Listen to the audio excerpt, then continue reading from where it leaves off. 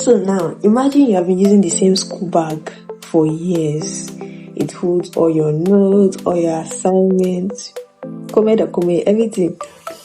Then one day, one of the smartest students in school says, yeah, I think I'm switching my school bag. That's basically what shook the developer world. Now in tech, there's a place almost every developer knows, It's called Github. It's where developers store code, collaborate, and build projects together. Think of it like Google Drive, but for coding, Google Docs. And it is huge. But recently, something interesting started trending. One of the most respected developers in the industry, Mitchell Hashimoto, started talking differently about how he hosts his projects. Now, Mitchell is not just a random developer.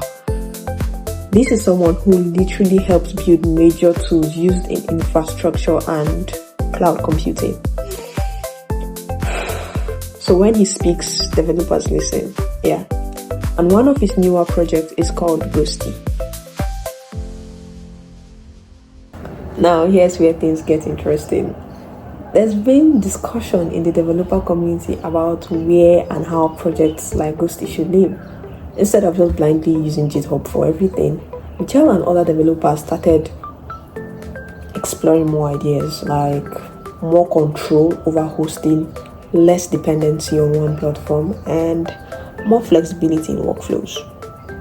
And that sparked a big conversation online.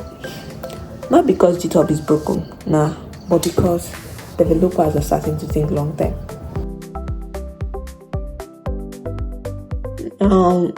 GitHub is not just a random website.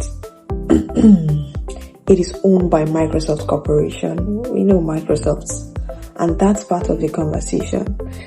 Because when one company controls a platform where millions of developers store their code, people naturally start asking questions like, what if policies change?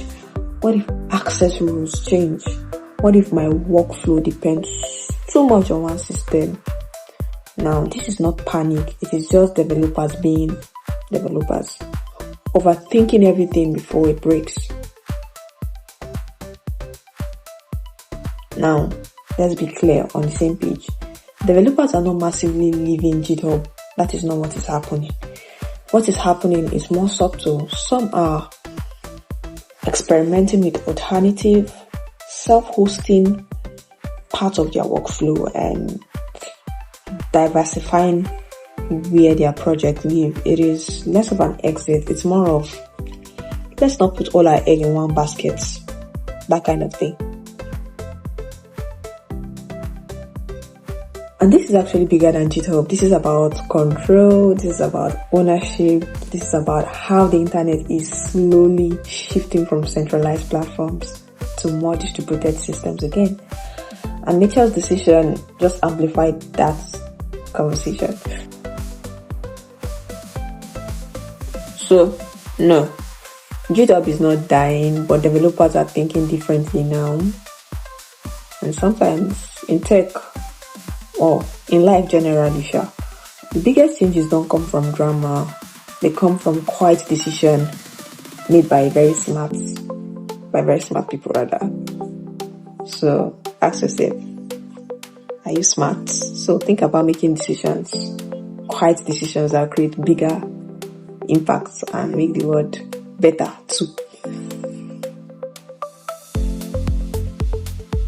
So I want to know, if you were building something big, like very big, would you trust GitHub completely? Or would you want more control? Drop your thoughts in the comments. And if you enjoyed this breakdown, if it was not too boring, and if you of course learned something, kindly like, subscribe, and I'll be sure to bring you more techie themes, updates, more clarity as we spark more curiosity. I love you all. Bye.